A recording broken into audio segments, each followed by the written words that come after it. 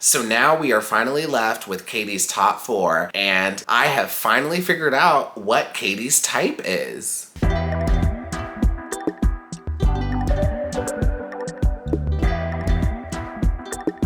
Hi everyone, my name is Dimitri and welcome back to DimitriTube. The Bachelorette, episode 7. Let's talk about it. As always, if you're enjoying my videos, please go ahead and pound that like button, pound that subscribe button, and ring that notification bell. Now, before I get started on my video, I definitely got a lot of comments about my dog from the last video, and I realized you guys really haven't seen my dog in a while, so let me go grab her real quick. Where's it? Where's it?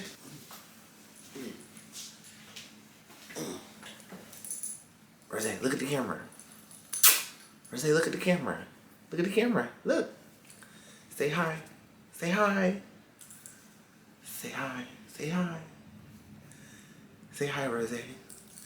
She is so over it. She just woke up from a nap and she's like so I brought her on camera. It's okay. I'll give you a treat. And just one more thing before I start the video. So if y'all didn't know, I live in Washington, D.C. and there's a bar that hosts a Bachelorette watch party every week. Like, I want to check it out, but I'd rather check it out during a better season. So hopefully they're still doing it during Michelle's season or Paradise. We will wait and see. Also, if I were to watch at the bar, I would probably have to take off work and watch it twice because y'all know I take notes and I don't want to be at the bar with my notepad taking notes. That's not cute. Anyways, let's just dive in and start talking about the episode. So the episode starts with Katie having a talk with Caitlyn and Tayshia. So just one thing I want to say about this, it honestly sounds like strangers trying to have a meaningful conversation, but it's kind of weird because they don't know each other. Like, they don't even sound like they're friends. And at this point in the show, Katie has not had a one-on-one with Brendan or Mike the Virgin. When Katie is talking to Caitlyn and Tayshia, she says she wants to use the one-on-ones to strengthen one of her existing relationships over using the one-on-one to explore with other guys. Okay, so I do want to unpack this a little bit. When Katie first said this, I thought she was not being strategic, but now that I think about it a little more, I do have mixed feelings about it. I personally think it would be better for her to go explore with the other guys, that way she can narrow it down quicker. But at the same time, Katie is not into most of these guys, so it would make more sense for her to spend more time with the guys that she actually likes. But the problem with that is it doesn't make a good show. Like, it's pretty clear at this point who's going to be in Katie's top 2. Also, I don't think it's strategic because I think Katie should be keeping these guys on their toes, but Katie is literally rolling out the red carpet for Greg. Katie choosing Greg for another one-on-one before Brendan and Mike the Virgin have even had one sets a clear signal to Greg and all the other guys. And in Katie's defense, I get it. You want to get to know these guys more for hometowns and you don't have that much time, but the time is what it is. And I feel like with the time you are given, you need to use it strategically. And I don't feel like Katie's doing that. And just one last thing before we move on, something so surprising happened at the end of this intro, and it's very important. Brendan got a confessional. It only took 7 episodes, and it was definitely a nice change of pace. I'm pretty sure this was his first confessional of the season, and Brendan has a really deep voice. I like it. Okay, so now we're going into a one-on-one all-day date with Greg. And just one thing before I start talking about the date, this episode was so predictable. The moment that Greg got the date, I knew he was getting the rose. So for the date, Katie wears a khaki t-shirt and jeans. I am disgusted. When I see outfits like this, it makes me want to cry because Katie has a stylist. This show has a large fashion budget and Katie's not taking advantage of it. So when you see Katie wearing fashions like this, I want all of you to remember that we could have had Kit or Hannah Ann as Bachelorette and we would have been served so much fashion. But y'all chose Katie. I hope y'all are happy. Anyways, end of rant, moving on. So for Greg and Katie's date, they go to this recreated Seattle market and it's honestly a pretty sad market. There's not much there. They toss around a football and they hang out in a gazebo. So honestly, nothing really happened on the date. I'm like looking through my notes and I'm struggling for content here. Also, the whole date just felt like Greg was faking it for the cameras. Now, if you've watched my other reviews, you all know that I don't with Greg. But aside from even that, the whole date just felt very performative to me. Anyways, moving on to the night portion of the date. So I really liked Katie's hair and makeup during the night portion of the date. It looked really good. Her earrings were also very cute. But it's possible I wasn't paying full attention, but I don't think we ever got to see her full dress. From what I saw, the dress looked pretty cute, but I don't think we got to see the full thing all at once. So during the night portion of the one-on-one, Katie tells Greg that she's worried that he's gonna leave, and it scares her. So I did not like that at all. I get it, Katie is trying to be honest, but when she said this, it felt like Greg is the lead and Katie's the contestant. So after that, Greg says he feels insecure in this environment and he's dealt with that in his whole life. He also admits that in middle school, he was 4'11", 90 pounds, so he also dealt with some bullying. So like, fun little fact about me, I had my growth spurt kind of late too. In the 9th grade, I was definitely 5'2", like 110 pounds. And I don't think I got my growth spurt until like later that year or maybe even the 10th grade. So I was short all throughout middle school too. I did not like this part at all. Greg is 27 and he is too old to be doing this. And Matt James did the same thing last season. You are too old to be blaming your current behavior on things that happened to you in middle school. Greg also says that he has trouble letting his guard down, especially after his father's death. If anyone knows what he meant by that, can you please let me know below in the comments? Normally when people on this show have trouble letting their guard down, it's usually because of a bad boyfriend or girlfriend relationship in the past, not usually because of a parent's death. So I will say I was struggling to see the correlation. So if you know, let me know below in the comments. Then after that, Greg says he's falling for Katie. ABC really wants us to like Greg, but I've made up my mind. I'm keeping my baby. I don't like Greg, and I will die on this hill. But it's whatever. Greg ends up getting the rose, and now New Jersey is gonna be coming to New Mexico. So then after the dinner portion of the date, Katie says it wouldn't be Seattle without some rain. ABC sets up like some fake rain in New Mexico, and then they go play in it. Now this part was just another example of why this date was just so performative. When Katie says that there's gonna be rain, Greg's face lights up. He is so excited for some rain. But he's from New Jersey. Y'all, I live in Washington, D.C., and I've lived on the East Coast most of my life. People on the East Coast hate rain. It sucks. It stops our days. We are not excited when there's rain. So for him to have this reaction over some rain is insane. But Katie and Greg play in the rain and they kiss in the rain a little. And I will say it was cute and it was a little glamorous. It reminded me of like The Notebook. So then after that, Brendan goes to Katie's room to meet and chat with her, and from the jump, you know he's going home. So Brendan knocks on the door and Katie answers, and I'm sorry y'all, but Katie looked an absolute mess. Her hair was a mess and that hoodie was not cute. It was just more proof that production is really out to get Katie this season because they couldn't have given her no kinds of heads up that someone was coming. So after that, Katie invites Brendan in and she's showing him the direction, and Brendan's like, can I get a hug? And y'all, that was peak reality television for me because this guy made top 7 and Katie doesn't even want to hug him. So Katie tells Brendan that hometowns are next week and she just doesn't think they'll get there and she sends him home. So just 2 things I want to say about this. Brendan should have just eliminated himself. Like right as he walked in that door, he should have been like, Katie, this isn't for me, I'm going home. Or Brendan should have just ghosted. Hear me out, y'all. 99.9% of the time, I do not condone ghosting. Never ghost people. I do think it's wrong. But in this instance, I do think if he had ghosted her, it would have been okay. And let me tell you why. So Katie gave Greg another one-on-one before Brendan even got one. So if Brendan had ghosted, Katie would have been able to figure out why. Or if Katie couldn't figure out why he ghosted, all of this is being filmed anyway. So a few months later, Katie would have saw on TV why Brendan ghosted. Because if he did, production would have made him do a confessional about why he's leaving anyway. Second thing, if Brendan had not randomly showed up to Katie's room, would she have just strung him along until the next rose ceremony anyway?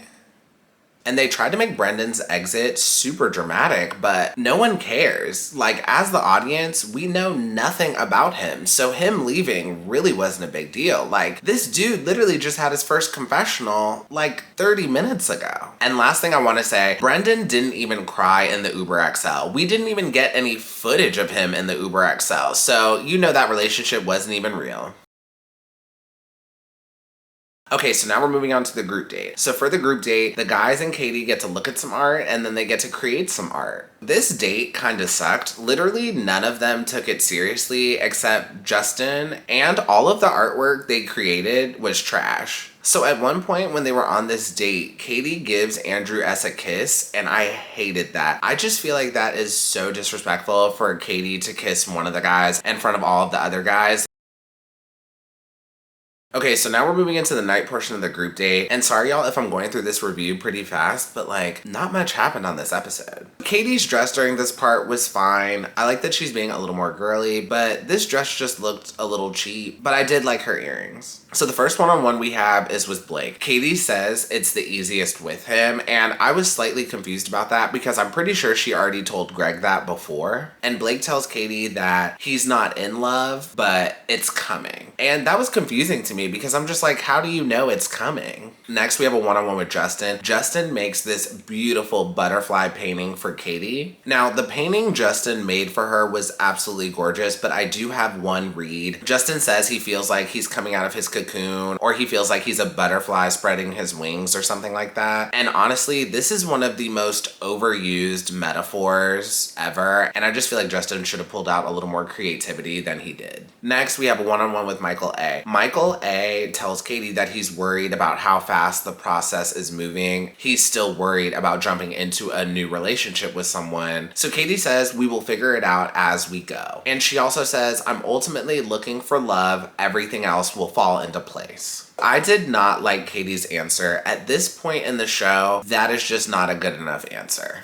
So the life that Katie would have with Michael is completely different than the life she would have with the other three guys. And I just feel like we are far enough in the competition that Katie should know whether or not she wants a life like that or if she doesn't want a life like that. But Katie is very go with the flow and we'll make it work. I'll go with whatever. And at this point in the competition, that is just not good enough for me. Next, we have a one-on-one with Andrew S. During their one-on-one, Andrew admits to Katie that he would be willing to be done with football for her. And Katie responds and says she would not care whether or not he sticks with football. She says that she'll encourage him to chase his dreams regardless of what they are. Now, this part was just so crazy to me because the life that Katie would have with Andrew S. and the life that she would have with Michael A. are two completely different things, but Katie tells both of them that she'll just go along with whatever. So at this point, it's just two possibilities. Either Katie has no idea what she wants, or she's not gonna pick either of them. And if we're being honest, I think it's both. So Michael A. ends up getting the group date rose, which was fine, I guess. Like, I figured he was gonna make top 4, but I'm pretty sure he's not gonna win.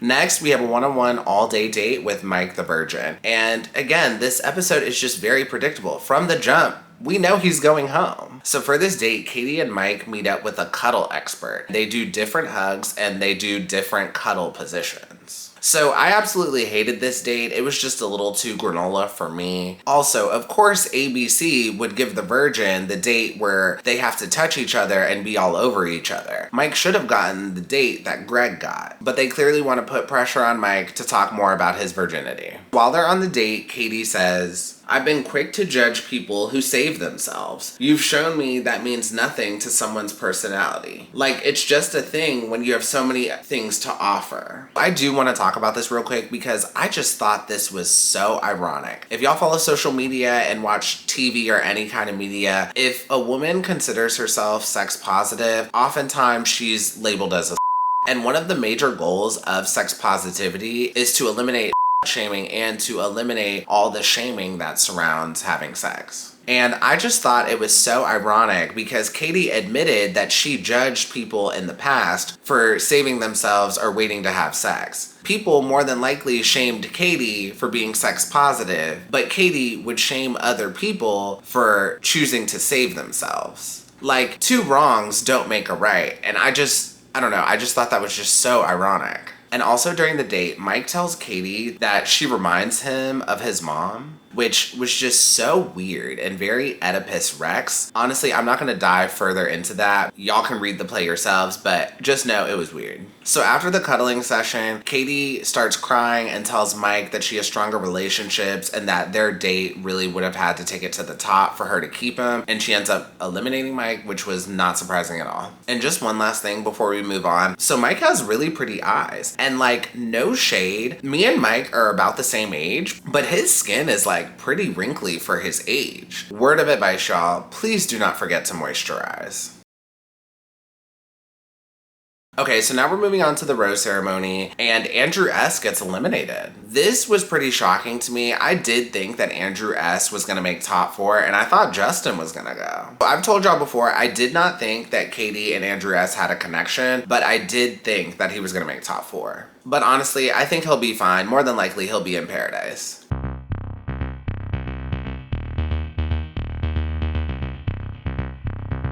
Yep, it's that time. Outfit of the episode. So for this week, I'm giving the outfit of the episode to Tayshia Adams. She's wearing this cute short black dress and it's cut in the middle. Tayshia looks sexy and she looks really good, and I'm honestly sad we could not see more of this dress. So after Katie eliminates Andrew S., she's like, "Can I walk you out?"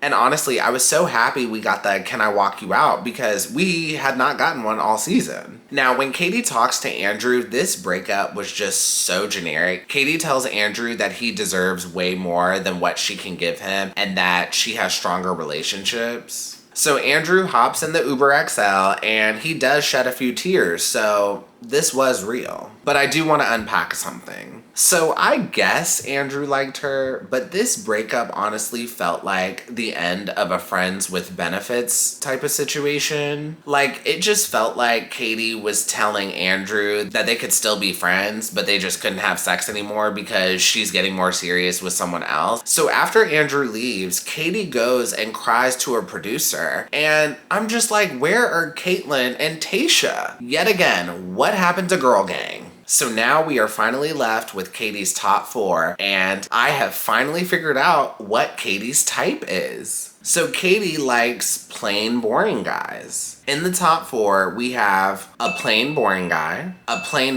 with a kid, a plain boring guy who's just a little too horny, and a plain boring guy who likes to paint a little bit. Some of y'all may argue that Justin is not plain and boring, but outside of painting a little bit and making funny faces for memes, like, what else does he do?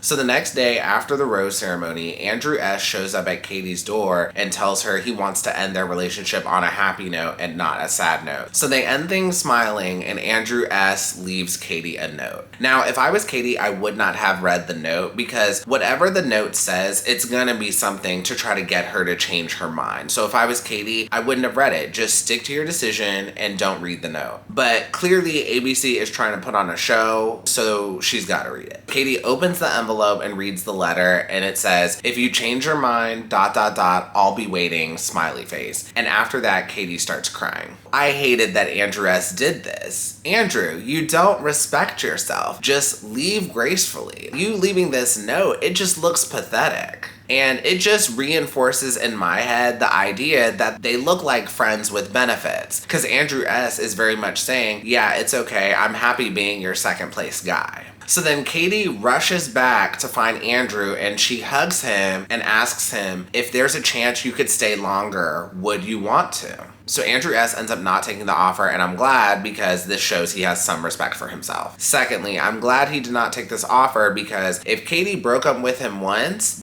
right, she'll do it again, and it'll be even more painful the second time. But also, by Andrew S. saying he didn't want to come back, it made the letter pointless. In the letter, you said you'd wait for Katie, but now that she's offering a second chance, you're declining it. Like, I'm glad that Andrew declined the offer, but that made this whole scene pointless. Like, Katie changed her mind, and he still left. Now, last thing before I wrap up this review, at the end of the episode, during the bloopers section, we get to see a little bit of the date between Katie and Eric Matthews from Boy Meets World. So Eric decides to tell Katie a little joke about an olive. So just a few things I want to say about this. Greg, we need to work on your punchline and delivery. The story was 2 minutes, but it felt like it was 10 minutes. And the punchline was not worth the wait. Oh, and sorry, just one more thing before I go. I gotta tell y'all my predictions for the show. So my prediction is I do think Blake is gonna win, and I do want him to win over Greg. And after Greg loses, I do think there will be a big push to try to get him to be the next Bachelor. The only problem is Michelle has a season after this, so there's a good chance we all just may forget about him. And that is the end of the episode and all I have for you. If you enjoyed this video, please go ahead and pound that like button, pound that subscribe button, and ring that notification bell, and I will see you all next time. Have a good one. Bye.